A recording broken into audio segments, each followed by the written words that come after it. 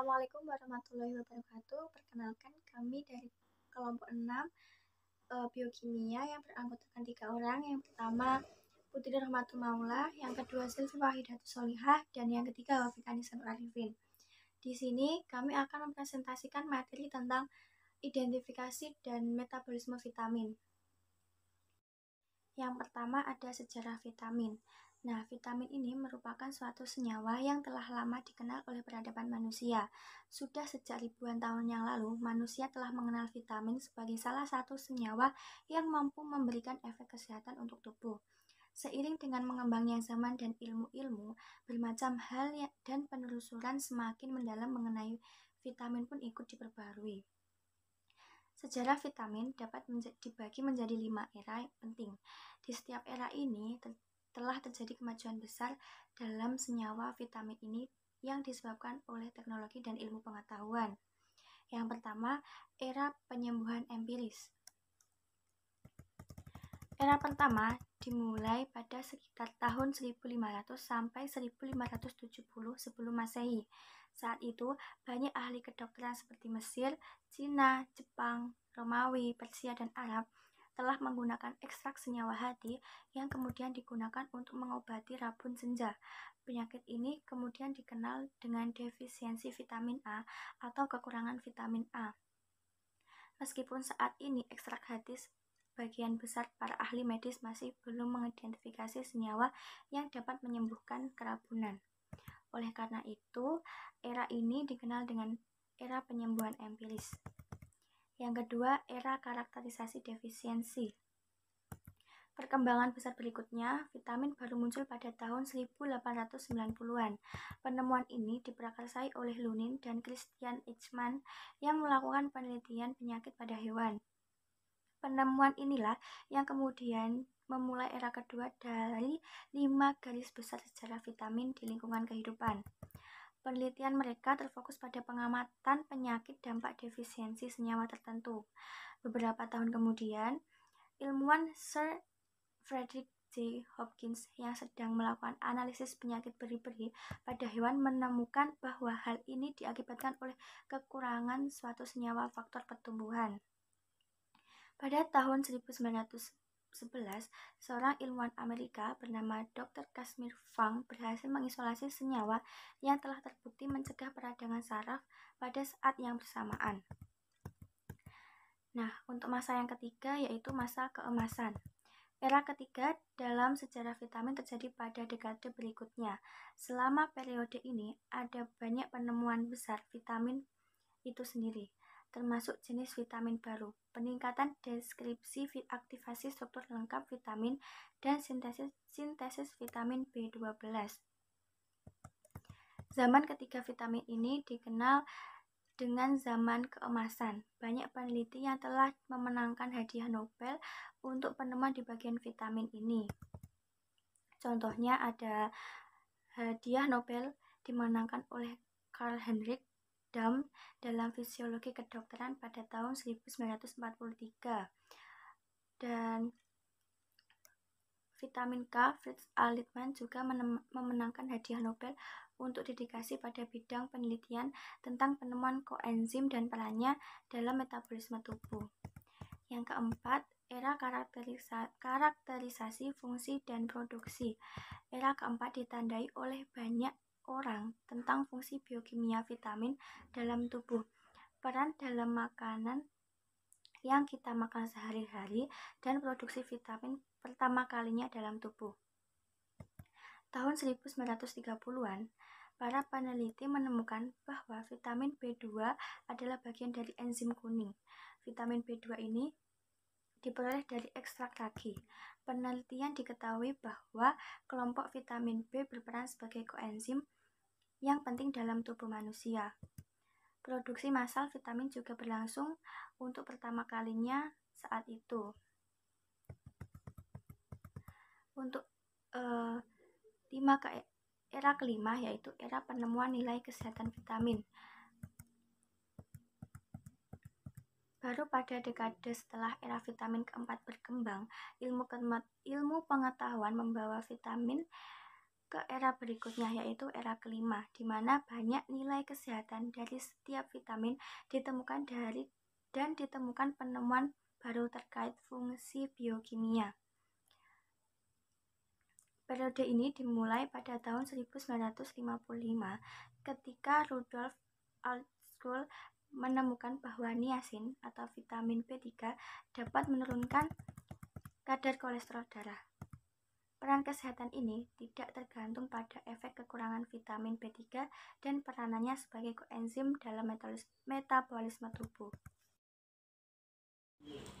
Definisi vitamin.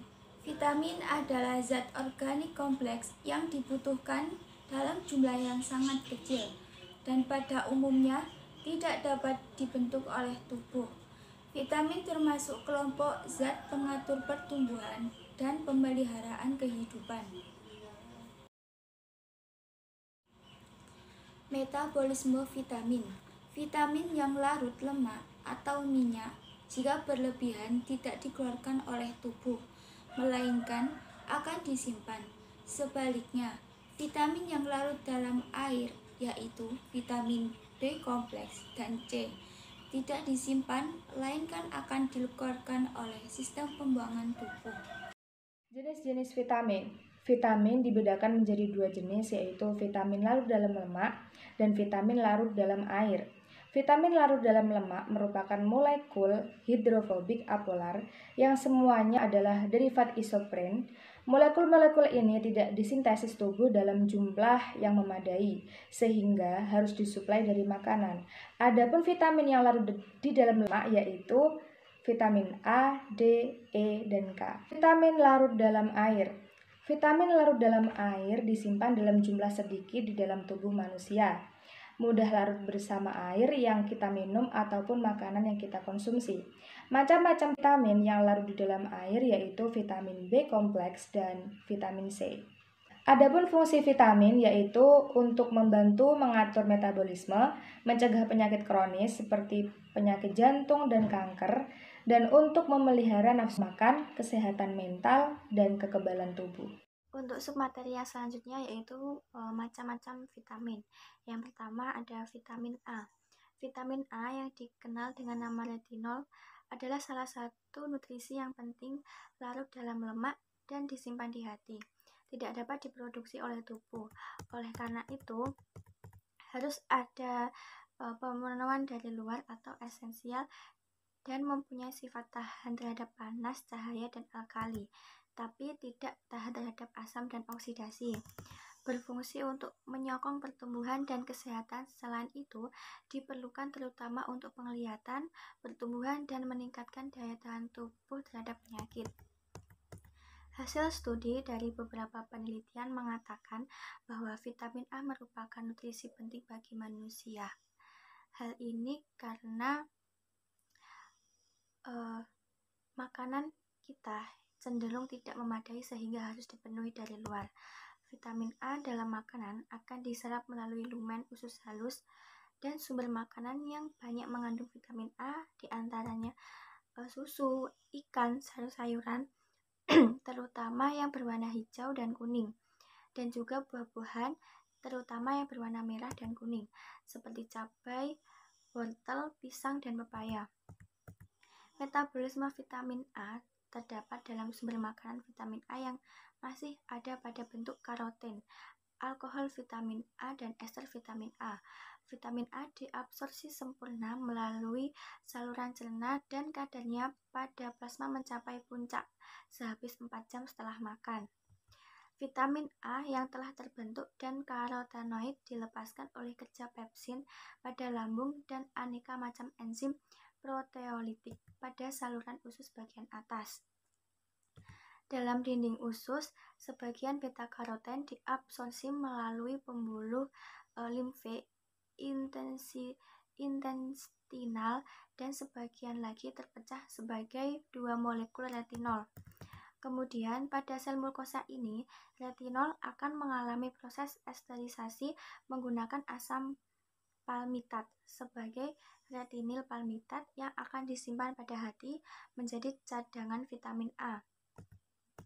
Diperkirakan 90-95% persediaan vitamin A pada tubuh masih ada pada bentuk retinol ester. Pada hati 95% sel parenkim dan sisanya adalah sel Kupffer. Dan pada jumlah sedikit ditemukan pada ginjal, adrenal paru, lemak intraperitoneal, dan retina. Dampak defisiensi vitamin A yang paling generik terjadi pada anak-anak dan ibu hamil merupakan seropetalmia. Gejala awalnya berupa rabun senja, yakni ketidakmampuan untuk melihat cahaya remang-remang. Pada anak-anak, diare kronis dan defisiensi vitamin A mempunyai interaksi sebab akibat. Maksudnya, penyakit diare mampu mengakibatkan tubuh kehilangan vitamin A pada jumlah yang besar. Defisiensi mikronutrien ini pun bisa menaikkan resiko anak-anak terjangkit diare kronis. Tidak hanya itu, defisiensi vitamin mampu mengakibatkan hambatnya tumbuh kembang pada anak, peningkatan resiko kemandulan, dan memungkinkan terjadinya kematian ketika persalinan pada ibu hamil, terganggunya perkembangan janin, dan peningkatan resiko kematian dampak infeksi penyakit, terutama campak, ispa, dan diare. Selanjutnya ada vitamin B. Secara umum, vitamin B kelompok penting dalam metabolisme dalam tubuh, terutama dalam hal pelepasan energi saat aktivitas. Terkait dengan peranan dalam tubuh, yaitu sebagai senyawa koenzim yang dapat meningkatkan tingkat reaksi metabolisme tubuh pada berbagai jenis sumber energi. Beberapa jenis vitamin B juga berperan dalam pembentukan sel darah merah atau eritrosit.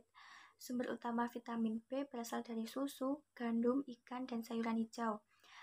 Vitamin B kompleks adalah vitamin yang larut dalam air dan tidak dapat diproduksi oleh tubuh, sehingga harus didapatkan dari asupan makanan yang dikonsumsi untuk memenuhi kebutuhan tubuh akan vitamin ini. Selain itu, B kompleks juga dapat disimpan sesuai dalam tubuh, maka konsumsi secara teratur sangat dianjurkan agar tidak kekurangan vitamin B kompleks. Vitamin B kompleks adalah kelompok vitamin B yang semua karakteristik manfaat masing-masing. Vitamin B kompleks terdiri dari vitamin B1, B2, B3, B5, B6, B9, dan B12. Vitamin B kompleks semua diperlukan untuk fungsi hampir semua proses dalam tubuh. Vitamin B bekerja sama dengan satu sama lain antara jenis lain dan yang lainnya. Jadi, kekurangan vitamin dari B kompleks dapat menyebabkan ketidakseimbangan sebagian besar vitamin B kompleks yang larut dalam air. Vitamin ini juga termasuk vitamin esensial, yang berarti bahwa tubuh tidak dapat menyimpan dan menghasilkan dengan sendirinya. Untuk vitamin B kompleks yang pertama yaitu ada vitamin B1 atau tiamin. Bentuk aktif dari tiamin adalah tiamin difosfat, di mana reaksi dikonversi tiamin menjadi tiamin difosfat tergantung oleh enzim tiamin difosfotransferase dan ATP yang terdapat di dalam otak dan hati. Tiamin difosfat berfungsi sebagai koenzim dalam sejumlah reaksi enzimatik.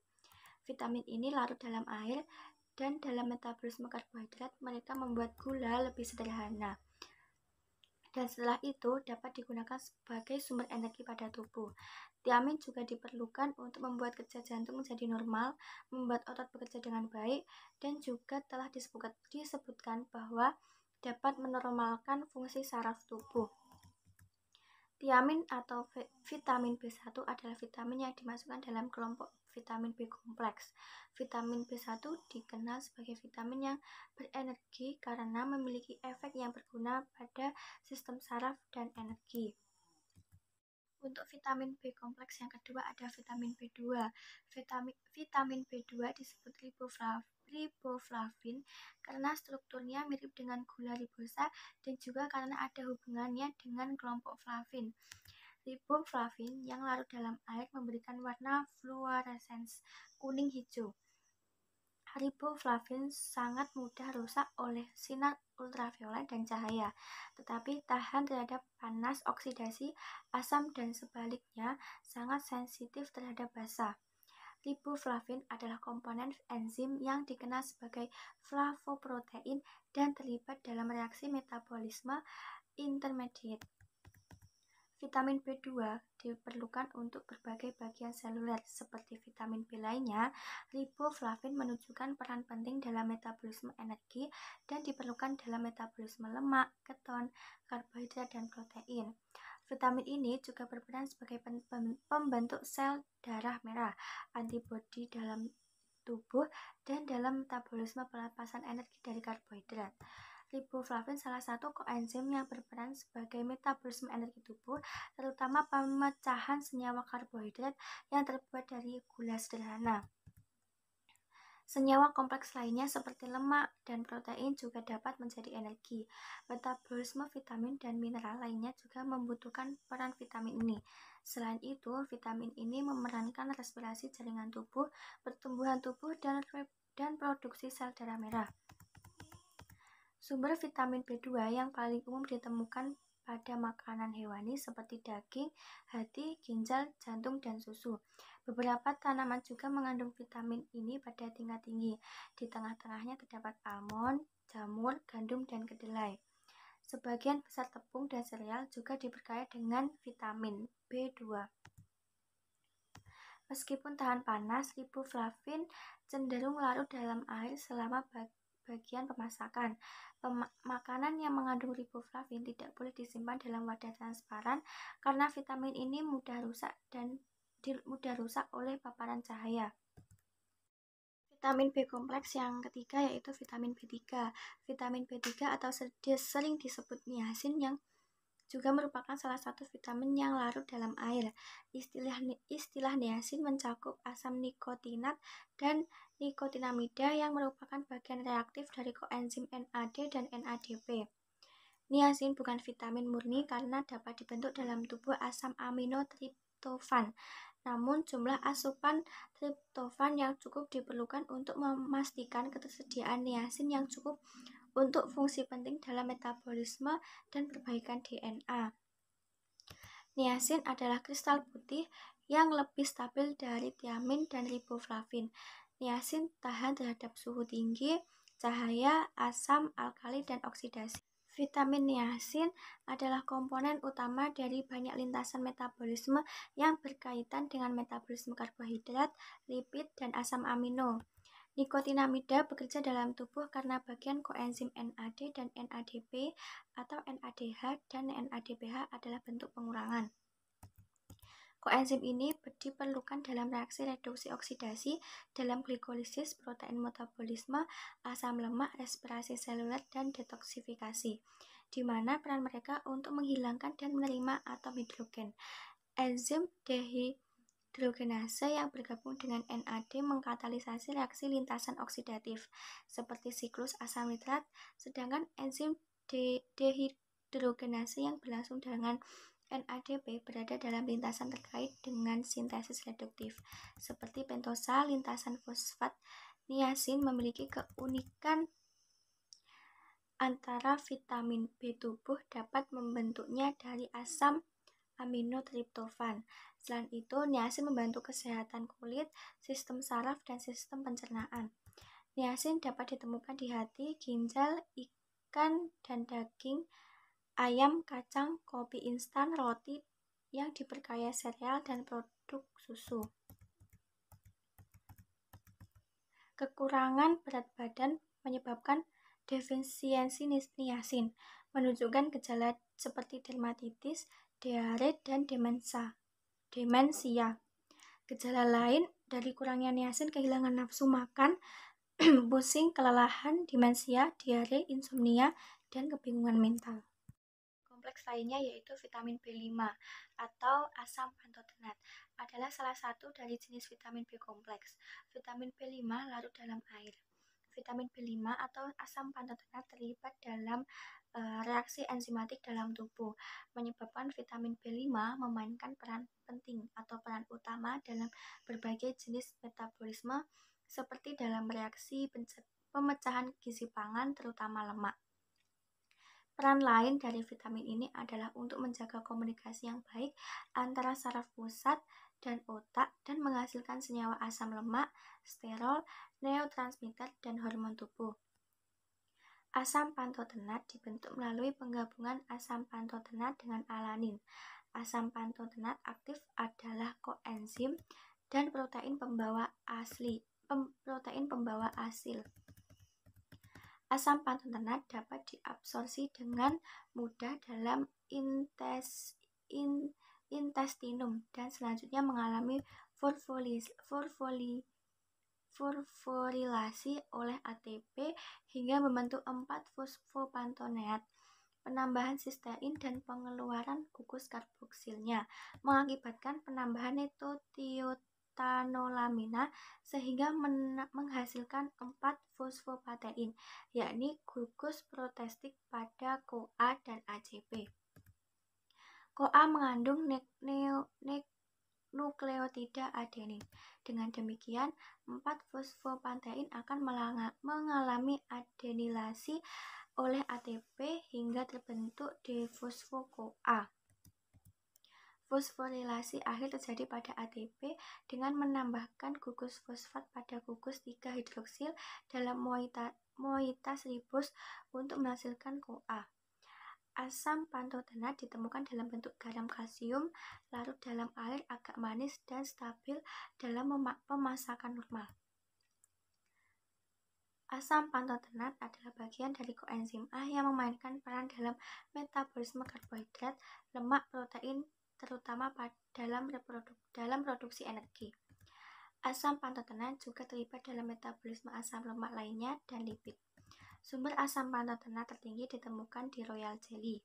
Kekurangan asam pantotenat jarang terjadi karena banyak ditemukan dalam makanan yaitu pancakes, terutama dalam jumlah berlimpah. Dalam jaringan hewan, seluruh sereal dan kacang-kacangan. Namun, kekurangan asam pantotenat berkaitan dengan penurunan Vitamin B6. Prodiksin merupakan nama lain dari vitamin B6 yang berperan dalam bentuk fosforisasi, dekarboksilasi, dan reaksi lain yang berkaitan dengan metabolisme protein.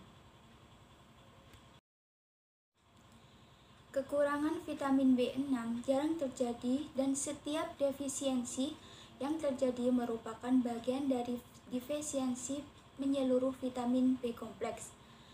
Defisiensi vitamin B6 dapat terjadi selama masa laktasi, pada alkoholik, dan juga selama terapi isomazik. Hati, ikan makel, alpukat, pisang, daging, sayuran, dan telur merupakan sumber vitamin B6 yang terbaik. Vitamin B9. Asam folat merupakan senyawa induk dari sekumpulan senyawa yang secara umum disebut folat. Molekul asam folat terdiri dari 3 gugus, yaitu piridin, suatu cincin yang mengandung atom nitrogen, cincin pseudorubis aminobenzoik asid atau PABA, dan asam glutamat.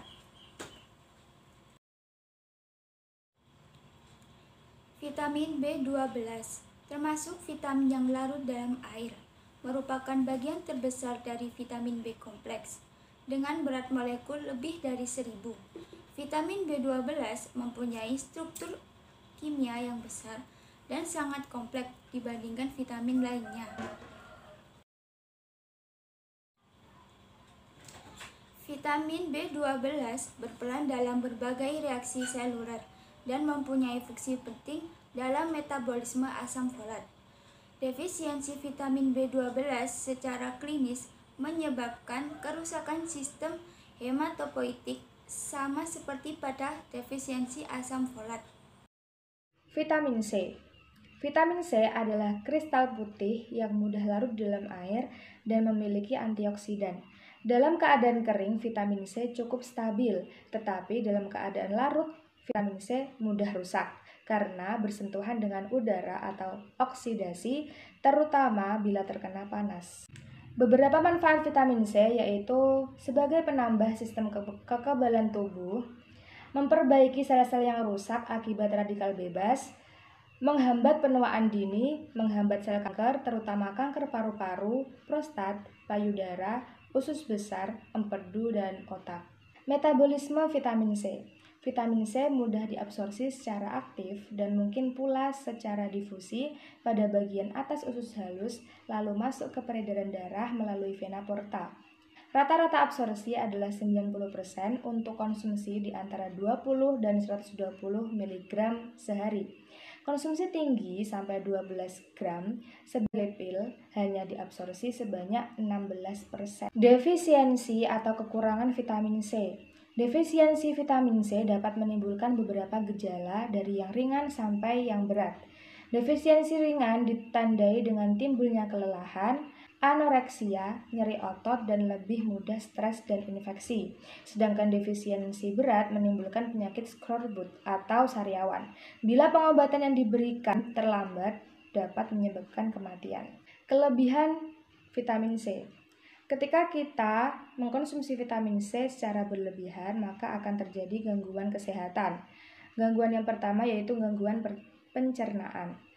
Setelah mengkonsumsi vitamin C secara dosis tinggi, maka kemungkinan besar kita akan mengalami gejala gangguan pencernaan.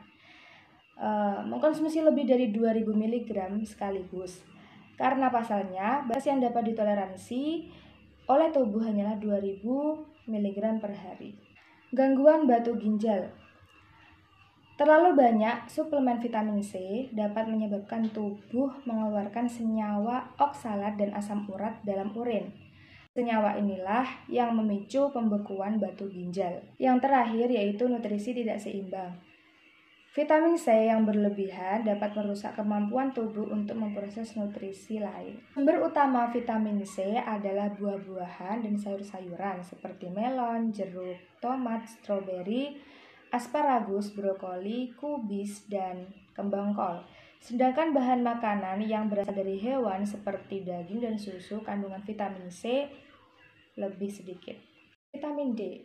Vitamin D merupakan kelompok senyawa sterol yang terdapat di alam, terutama pada hewan, tetapi juga ditemukan di tumbuhan maupun ragi. Vitamin D terdiri dari dua jenis, yaitu vitamin D2 ergokalsiferol dan vitamin D3 kolekalsiferol. Manfaat vitamin D bagi tubuh. 1. Kofaktor bagi enzim-enzim seperti lipase dan ATPase. Fosfor memegang peranan penting sebagai komponen DNA dan RNA. Fosforilasi protein-protein untuk pengaturan jalur-jalur metabolik kalsium. Fosfor serum pada kadar tertentu penting untuk mineralisasi tulang secara normal. Metabolisme vitamin D. Vitamin D dari makanan diserap pada bagian proksimal usus halus. Bagi anak-anak maupun orang dewasa dapat menyerap sampai 80% dari jumlah vitamin D yang dikonsumsi. Setelah diserap, vitamin D digabungkan dengan kilomikron dan diangkut dalam sistem limfatik. Defisiensi atau kekurangan vitamin D mengakibatkan penyakit rakitis. Yang kedua, osteomalasis. Yang ketiga, konsentrasi fosfor serum yang rendah. Yang keempat yaitu penebalan dan pembengkakan persendian. Adapun kelebihan vitamin D akan mengakibatkan berbagai penyakit, yaitu mual, muntah, dan kehilangan nafsu makan, gagal ginjal, sakit perut, sembelit, dan diare, peningkatan kalsium dalam darah, dan tulang keropos. Sumber vitamin D terkandung dalam minyak hati dari berbagai ikan, susu, mentega, kuning telur, dan tumbuh-tumbuhan yang telah disinari. Vitamin E. Vitamin E merupakan vitamin larut lemak dengan efek antioksidan yang bermanfaat untuk mencegah kerusakan sel akibat paparan radikal bebas. Secara alami, vitamin E banyak terkandung di kacang-kacangan, biji-bijian, dan minyak sayur. Fungsi vitamin E untuk tubuh yaitu antioksidan, zat pelindung, dan kesehatan kulit. Metabolisme vitamin E. Vitamin E diserap dalam usus halus dan masuk dalam sirkulasi tubuh melalui sistem limfatik, diserap bersama lipid dalam bentuk kilomikron menuju ke hati. Defisiensi vitamin E yaitu penuaan dini, yang kedua infertilitas, yang ketiga yaitu hemolisis eritrosit. Kelebihan vitamin pada tubuh yaitu vitamin E dianggap sebagai bahan yang cukup aman dalam beberapa kasus. Kelebihan vitamin E menimbulkan gangguan pada kinerja sistem imun terhadap infeksi. Sumber utama vitamin E yaitu bayam, kacang almond, paprika merah, biji bunga matahari. Vitamin K adalah nutrisi yang diperlukan tubuh dalam proses pembekuan darah. Vitamin K terkandung secara alami di dalam makanan dan tersedia dalam bentuk suplemen tambahan. Ada 3 jenis vitamin K yaitu vitamin K1 atau pilohuinon, vitamin K2 atau menahuinon, vitamin K3 atau menauinhon. Vitamin K1 atau pilohuinon ditemukan secara alami dan dihasilkan dalam tumbuhan dan daun hijau. Vitamin K2 atau menahuinon dibentuk oleh bakteri yang melapisi saluran pencernaan dari makanan dan yang dikonsumsi. Vitamin K3 atau menahuinon vitamin sintetik bersifat larut dalam air, digunakan untuk penderita yang mengalami gangguan penyerapan vitamin K dari makanan. Fungsi vitamin K pada tubuh. Vitamin K berfungsi membuat protein yang dibutuhkan untuk pembekuan darah, berfungsi membantu menjaga kalsium tetap di luar dari arteri, berfungsi mensintesis protein yang ditemukan pada plasma, tulang, dan ginjal, berfungsi membantu kalsium masuk ke tulang. Metabolisme vitamin K. Vitamin K diserap di jejunum dan ileum. Karena vitamin K larut dalam lemak, maka proses penyerapannya perlu tersedianya asam empedu, cairan pankreatik, dan lemak. Defisiensi vitamin K yaitu menurunnya kepadatan tulang, yang kedua menyebabkan pendarahan internal dan pendarahan luar, yang ketiga berakibat buruk pada pasien kanker, yang keempat yaitu terjadinya hemolisis darah merah. Adapun kelebihan vitamin K akan menyebabkan resiko penyakit kuning dan hemolisis sel darah merah. Sumber utama vitamin K yaitu daun selada, sawi hijau, dan alpukat. Sekian video presentasi dari kelompok kami. Jika ada salah kurang lebihnya mohon maaf dalam penyampaian. Billahi taufiq wal hidayah. Wassalamualaikum warahmatullahi wabarakatuh.